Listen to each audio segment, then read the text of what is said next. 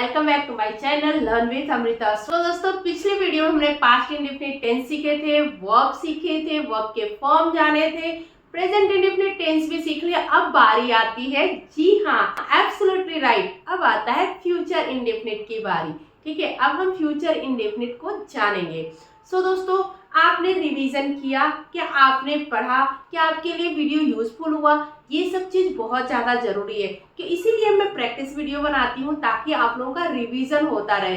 तो I hope कि आप लोगों ने रिवीजन किया होगा। पास्ट इंडेफिनिट, प्रेजेंट इंडेफिनिट दोनों आपका बहुत अच्छे से क्लियर हो गया होगा। उसके बाद हम फ्यूचर इंडेफिनिट पे पहुंचेंगे। अगर मान लीजिए आपने नहीं किया है तो मैंने डिस्क्रिप्शन में सारे लिंक दिए हुए हैं, आप सबको टैप करिए और जाकर के उस वीडियो को देखिए और समझिए। क्योंकि अगर आप प्रेजेंट और पास्ट इंडेफिनिट को नहीं समझेंगे तो फ्यूचर इंडेफिनिट को फिर आपके माइंड में वो अच्छे से नहीं आ पाएगा, इसलिए पहले आप उसको देख लीजिएगा। ठीक है, तो दोस्तों शुरू करें आज का वीडियो। Let's start. हम फ्यूचर इंडेफिनिट टेंस जानेंगे। इसको सिंपल फ्यूचर टेंस भी बोला जाता है, तो नाम में कंफ्यूज मत होइएगा। कभी भी एग्जाम वगैरह में आपको आ गया कि सिंपल फ्यूचर टेंस के बारे में बताओ तो आप कंफ्यूज मत होना। फ्यूचर इंडेफिनिट टेंस को ही सिंपल फ्यूचर टेंस कहा जाता है। अब इसकी पहचान क्या होती है? पहचान जो होती है वो गागी के होती है कि होगा, करेगा। मतलब कि जब हम फ्यूचर की प्लानिंग करते हैं तो ऐसे ही करेंगे ना कि हम जाएंगे वहां पर, उनसे मिलेंगे, ये काम करेंगे। आप ये नॉर्मल बोलचाल की भाषा में आप खुद ही समझ सकते हो। फ्यूचर मतलब भविष्य के बारे में प्लानिंग करना, कल के बारे में, आने वाले कल के बारे में बात करना या प्लानिंग करना। हम सब अक्सर ही करते हैं फ्यूचर के बारे में बात। ठीक है, अब ये अफर्मेटिव सेंटेंस जो होता है इसके बारे में हम पहले जानेंगे।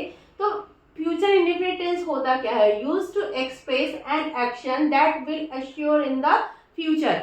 क्या होता है कि जो कुछ फ्यूचर में होने वाला है, जो एक्शन फ्यूचर में होने वाला है उसके ऊपर हम बात करते हैं या उसके बारे में हम बात करते हैं, तो उसको हम क्या बोलते हैं? Future indefinite tense. ठीक है, ये बहुत ही ज़्यादा सिंपल है। जैसे कि हमने पास्ट और प्रेजेंट इंडेफिनिट में जब हमने सीखा था तो उसमें वर्ब की first, second form, third form आ रही थी या फिर एस और ईएस लग रहा था, लेकिन इसमें ऐसा कुछ भी नहीं है, वर्ब की सिंपल फॉर्म ही लगेगी। और इसकी हेल्पिंग वर्ब होती है विल और शैल। तो यहाँ पर आप देख रहे होंगे कि मैंने बहुत जगह विल ही यूज किया है, क्योंकि अभी के जो एरा चल रहा है वहाँ पे शैल को लोग यूज नहीं करते, शैल को हटा गया है। लेकिन मैं आपको सिर्फ ऐसे ही बता देती हूँ कि शैल का यूज कहाँ होता है। तो शैल का यूज होता है आई के साथ और वी के साथ। मतलब जब हम अपने बारे में बात करते हैं तब हम शैल का यूज कर सकते हैं। ठीक है, लेकिन जब हम किसी और के बारे में और किसी और से बात कर रहे हैं तब हम विल का यूज करेंगे। मतलब कि सेकेंड पर्सन और थर्ड पर्सन के बारे में जब हम बात करेंगे तो विल का यूज करेंगे। होप आपको शैल का यूज समझ में आ गया। अगर कहीं शैल लिखा हो तो आप कंफ्यूज मत होना कि अमृता ने तो बताया ही नहीं। That's why I am telling you कि विल का यूज ज़्यादा होता है, शैल का यूज नहीं होता है। और वैसे भी मैंने आपको शैल का यूज बता दिया। तो लेट्स स्टार्ट, आज शुरू करते हैं। तो जो पॉजिटिव या अफर्मेटिव सेंटेंस होता है उसका स्ट्रक्चर क्या होता है, पहले हम उसको जान लेते हैं। ठीक है, तो पहले क्या आता है? सब्जेक्ट आता है हमारा, फिर उसके बाद विल आता है। ठीक है, यहाँ पर पहले ही स्टार्टिंग से ही हमारी हेल्पिंग वर्ड्स हमारे साथ रहेगी। तो सेकेंड विल आता है, फिर वर्ब की मेन क्रिया होती है, मतलब कि फर्स्ट फॉर्म में ही रहेगा वर्ब, फिर ऑब्जेक्ट आता है। ठीक है, आइए इससे रिलेटेड कुछ सेंटेंस बनाते हैं जिससे और अच्छे से हमारा क्लियर हो जाए। वह टेलीविजन देखेगी या वह टीवी देखेगी। ठीक है, हम लोग बात करते रहे कि वो अभी पढ़ रही है, फिर उसके बाद टीवी देखेगी। मान लीजिए ऐसा कोई बात हो रहा है तो सी ये हमारा सब्जेक्ट हो गया, फिर उसके बाद हमारा हेल्पिंग वर्ब आ गया विल, फिर वॉच हो गया हमारा नॉर्मल। आप देख रहे हैं कि अगर ये यहाँ सेकेंड फॉर्म होता तो वॉच्ड हो जाता, लेकिन ये नॉर्मल फॉर्म है, फर्स्ट फॉर्म ही रहेगा, तो वॉच, टीवी या टेलीविजन। ठीक है, तो क्या हुआ यहाँ पर? पहले सब्जेक्ट, फिर हेल्पिंग वर्ब, फिर वर्ब, फिर ऑब्जेक्ट। तो सी विल वॉच टीवी या सी विल वॉच टेलीविजन। होप आपको समझ में आ रहा होगा। फिर सेकेंड एग्जांपल लेते हैं। I will meet him later, मैं उससे बाद में मिलूंगा। ठीक है, I will meet him later. तो पहले हमने लिया सब्जेक्ट, फिर हमने लिया हेल्पिंग वर्ब, फिर हमने लिया मेन वर्ब कि फर्स्ट फॉर्म ही लिया, हमने वर्ब लिया, फिर हमारा ऑब्जेक्ट हो गया। ठीक है, हाँ, मैं उससे बाद में मिलूंगा। नेक्स्ट सब्जेक्ट है कि आप आओगे। ऐसे हम पूछते ना कि हम कहते हैं आप आओगे। ठीक है, मैं नहीं आऊंगी, आप आओगे, ऐसे बोलते तो यू विल कम। हम बोलेंगे ना कि नहीं नहीं मैं आपके घर नहीं आऊंगी, आप आओगे, तो यू विल कम, आप आओगे, ठीक है। यहाँ पे कोई भी ऑब्जेक्ट नहीं है, इसलिए सब्जेक्ट, फिर उसके बाद हमारी हेल्पिंग वर्ब, फिर उसके बाद हमारा वर्ब, ठीक है। फिर वे रात को खाना बनाएंगे, मतलब एक हम लोग जब कैसी बच्चे लोग रहते हैं क्लास में, 2-4 लोग एक साथ रहते हैं, तो वो बोलते हैं कि वे लोग मिलके खाना बनाएंगे, मैं नहीं करने वाला, मैं अपनी पढ़ाई करने जा रहा हूँ। तो वे लोग वे रात का खाना बनाएंगे, तो दे विल कुक डिनर। रात का खाना बनाना मतलब डिनर, ठीक है। तो दे हमारा पहले सब्जेक्ट हो गया, फिर हेल्पिंग वर्ब विल हो गया, फिर मेन वर्ब हमारा क्या हो गया, कुक हो गया, फिर उसके बाद ऑब्जेक्ट हो गया। तो दे विल कुक डिनर, वे रात का खाना बनाएंगे। फिर उसके बाद he will go to school, वह स्कूल जाएगा, ठीक है। अभी जा नहीं रहा है, जाएगा, don't worry, he will go to school, वह स्कूल जाएगा। जब बच्चा छोटा रहता है तो लोग पूछते हैं ना कि स्कूल जा रहा है क्या, नहीं अभी जाएगा, तो he will go to school, वह स्कूल जाएगा। एक और एग्जांपल लेते हैं, निहारिका क्रिकेट खेलेगी। जब कोई नाम रहेगा तो भी ऐसे ही सेंटेंस बनेगा, पहले नेम आएगा, सब्जेक्ट, फिर उसके बाद हेल्पिंग वर्ब, फिर मेन वर्ब, फिर ऑब्जेक्ट। तो निहारिका विल प्ले क्रिकेट, ठीक है। होप आपको समझ में आ गया होगा। तो अभी हमने अफर्मेटिव सेंटेंस, अभी हमने फ्यूचर इंडेफिनिट टेंस का अफर्मेटिव सेंटेंस को जाना। अब उसके बाद हम जानेंगे नेगेटिव सेंटेंस, कि नेगेटिव सेंटेंस कैसे बनता है। होप आपने प्रेजेंट, पास्ट ये सब करते करते आपको बहुत सारा कुछ समझ में आ गया होगा कि हाँ बस नॉट ही तो लगाना है और बाकी सब तो सिंपल है, लेकिन फिर भी मैं आपको समझा देती हूँ ताकि आपको कंफ्यूजन ना रहे, ठीक है। तो पहले उसकी स्ट्रक्चर को देखते हैं, ठीक है। स्ट्रक्चर क्या होता है नेगेटिव का, पहले सब्जेक्ट, फिर विल, फिर नॉट, फिर वर्ब की फर्स्ट फॉर्म, फिर ऑब्जेक्ट। अब आपको विल नॉट को वांट भी लिखते हैं, वो मैं आपको आगे बता दूंगी ताकि आपको कंफ्यूजन न रहे।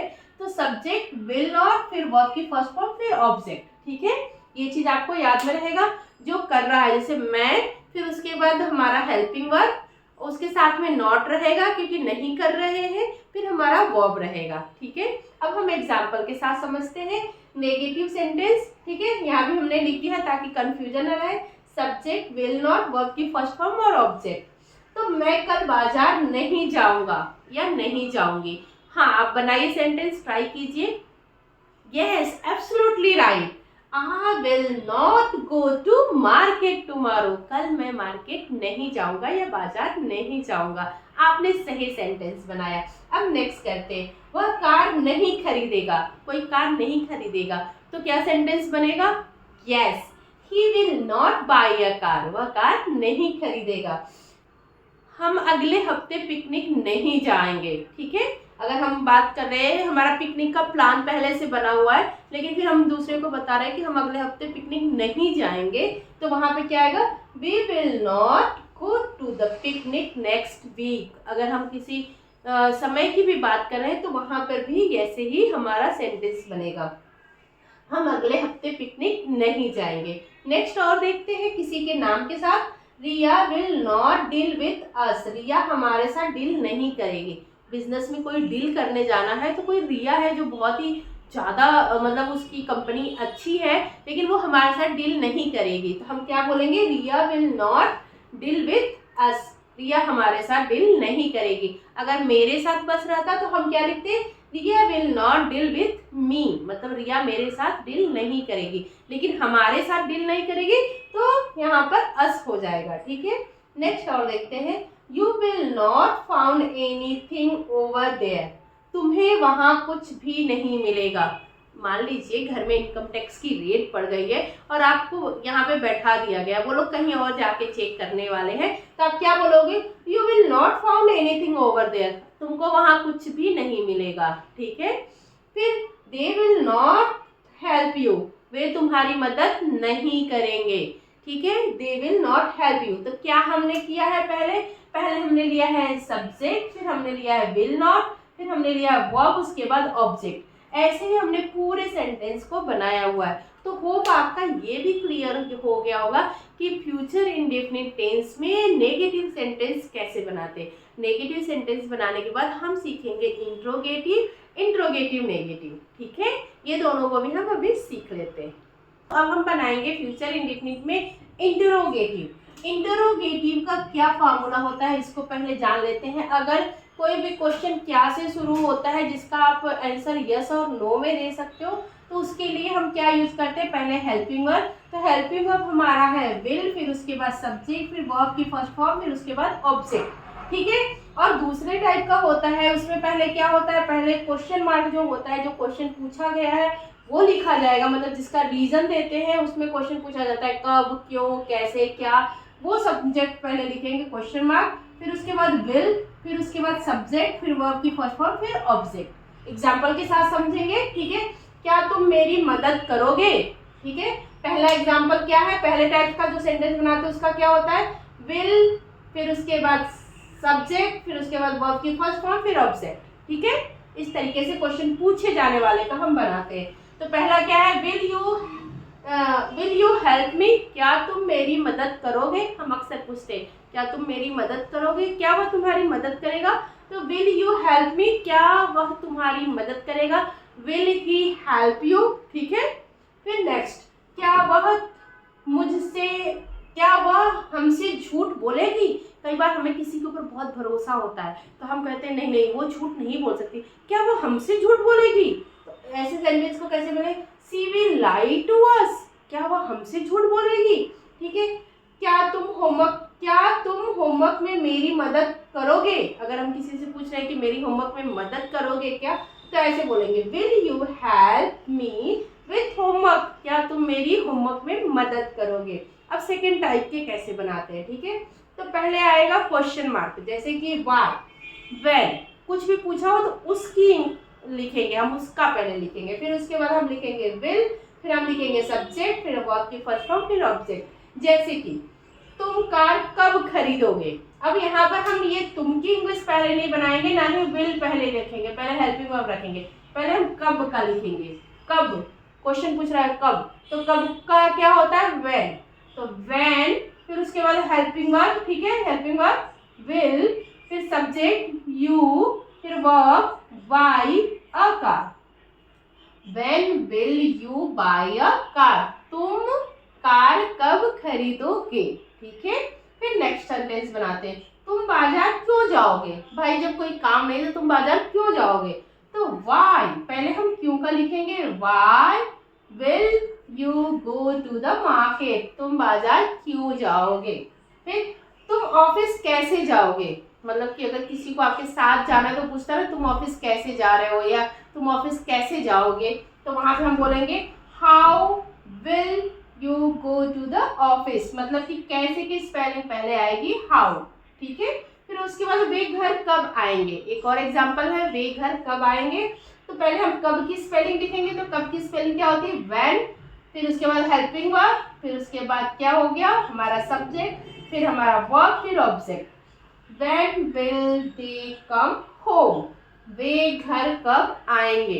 तो अभी हमने फ्यूचर इंडेफिनिट में हमने क्या सीखा, इंटरोगेटिव सीखा दोनों टाइप्स के। अब हम क्या सीखेंगे, इंटरोगेटिव नेगेटिव। ठीक है। लग रहा है ना बहुत ज्यादा सिंपल, कि अरे कितना सिंपल है, ऐसा लग रहा है ना, आपको अंदर से समझ में आ रहा होगा। अगर नहीं आ रहा है तो आ जाएगा प्रैक्टिस के साथ साथ। अब फ्यूचर इंडेफिनिट टेंस में हम इंटरोगेटिव नेगेटिव सेंटेंस को जानेंगे। इंटरोगेटिव नेगेटिव सेंटेंस का स्ट्रक्चर दो टाइप्स के होते हैं, वो क्या होते हैं पहले हम जान लेते हैं। जो क्वेश्चन मार्क वाले होते हैं, जिसका क्या से स्टार्ट होता है, जिसका यस और नो में जवाब देते हैं, उनका पहले जानते हैं। पहले आएगा हेल्पिंग वर्ब विल, फिर सब्जेक्ट, फिर नॉट, फिर वर्ब की फर्स्ट फॉर्म, फिर ऑब्जेक्ट। और दूसरे टाइप का होता है जिसका हम क्वेश्चन वर्ड पहले लिखते हैं, वो होता है क्वेश्चन वर्ड, फिर विल, फिर सब्जेक्ट, फिर नॉट, फिर वर्ब की फर्स्ट फॉर्म, फिर ऑब्जेक्ट। एग्जांपल देखते हैं, क्या तुम आज रात मूवी नहीं देखोगे। तो will you not watch a movie tonight, क्या तुम आज रात मूवी नहीं देखोगे। ठीक है। फिर यहाँ पर अगर हम उसको क्वेश्चन मार्क वाला बताए सेकेंड टाइप से, तुम आज रात मूवी क्यों नहीं देखोगे। वाई, पहले हमारा क्वेश्चन मार्क हो गया, पहले हमारा देखिए कि क्वेश्चन वाले वर्ड को हमने लिया why will you not watch movie tonight, तुम आज रात मूवी क्यों नहीं देखोगे। और यहाँ पे जब हमारा पहले स्टार्ट हुआ यस और नो वाला, तो हम पहले क्या लगाए, हम पहले हेल्पिंग वर्ब को लिए। एक और एग्जांपल देखते हैं, क्या आप उन्हें निमंत्रण नहीं भेजेंगे। तो भेजेंगे हाँ या ना में रिप्लाई होएगा। तो will you not send an invitation to them, क्या आप उनको निमंत्रण नहीं भेजेंगे, मतलब इन्विटेशन, क्या आप उनको निमंत्रण नहीं भेजेंगे मतलब इनविटेशन नहीं भेजेंगे, तो क्या हम लिखेंगे will you not send an invitation to them. ठीक है, अगर उसी को हम दूसरे टाइप में बनाते हैं क्वेश्चन मार्क रीजन के साथ, आप उन्हें निमंत्रण कब भेजेंगे। ठीक है, तो व्हेन, पहले WH से शुरुआत हो रहा है, when will you send an invitation to them. ठीक है, आप उन्हें इनविटेशन कब भेजेंगे। ठीक है, नेक्स्ट, क्या मनु हमारे साथ कल पिकनिक नहीं जाएगी, will Manu not go for picnic with us tomorrow, क्या मनु कल हमारे साथ पिकनिक नहीं जाएगी। और यहाँ पर अगर हम बोले कि हम पिकनिक कैसे जाएंगे, हम क्वेश्चन कर रहे हैं कि कैसे जाएंगे, बाय रोड जाएंगे, बाय बस जाएंगे या ट्रेन से जाएंगे, तो वहां पर कैसे आ जाएगा, पहले हमारा कैसे वाला वर्ड मतलब क्वेश्चन मार्क वर्ड लिखेंगे। तो how will we go for a picnic, हम पिकनिक कैसे जाएंगे। तो दोस्तों ये आपको समझ में आया होगा, इंट्रोगेटिव नेगेटिव सेंटेंस कैसे बनाते हैं उसका मैंने स्ट्रक्चर भी दे दिया, और पास्ट प्रेजेंट इंडेफिनिट ये सारे चीज आपने सीखा हुआ है। तो फ्यूचर इंडेफिनिट में फ्यूचर इंडेफिनिट आज मैंने प्रॉपर तरीके से आपको एक्सप्लेन कर दिया है, जिसमें अफर्मेटिव, नेगेटिव, इंट्रोगेटिव, नेगेटिव चारों टाइप के सेंटेंसेस के विथ एग्जांपल मैंने आपको दिया है। अगर आप मेरे चैनल पे नए हो तो चैनल को सब्सक्राइब कर लीजिए और बेल आइकॉन जरूर दबाइएगा ताकि नोटिफिकेशन मिलती रहे और आप आगे की वीडियो और सीखते रहो। सो दोस्तों उम्मीद करती हूँ कि आपको आज का वीडियो समझ में आया होगा और आप प्रैक्टिस भी करोगे। प्रैक्टिस वीडियो भी मैं डालूंगी, नेक्स्ट जब मैं वीडियो डालूंगी तो फ्यूचर इंडेफिनिट टेंस के प्रैक्टिस वीडियो डालूंगी। Hope you are doing very well in your life. So दोस्तों मिलूंगी नेक्स्ट वीडियो में, तब तक के लिए धन्यवाद, जय हिंद।